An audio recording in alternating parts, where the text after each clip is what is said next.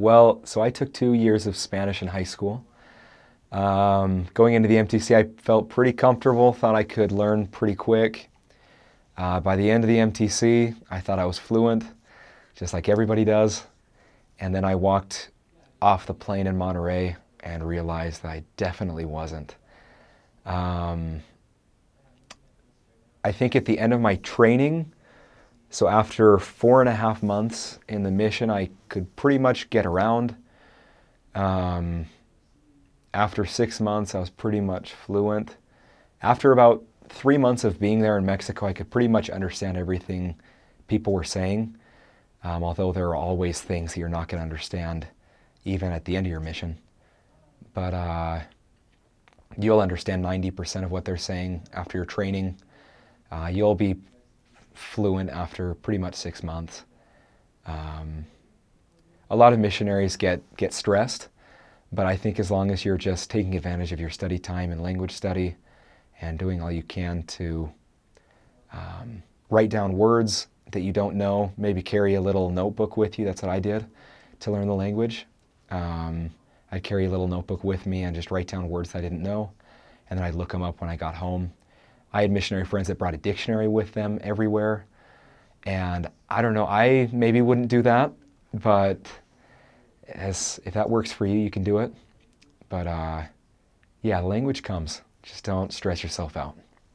So people in Monterrey, there's a huge distinction of how people talk in all different places in Mexico and different words they use, even apart from the rest of Latin America. People in Monterrey tend to speak very angrily, very recio, it's called, very rough. And so they would kind of just get mad and kind of just say weird words to describe how they feel. They would always say, one word they say all the time is nombre, which is kind of its name.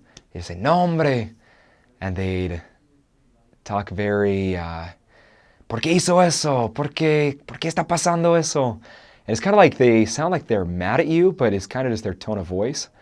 They also had a big influence of people from ranchitos or ranchos, which is like the ranches or little towns far away from the city. So those people also would talk very differently, a little bit more rough, use different words. As far as different phrases that are unique, I honestly have no idea because it's the only Spanish I know.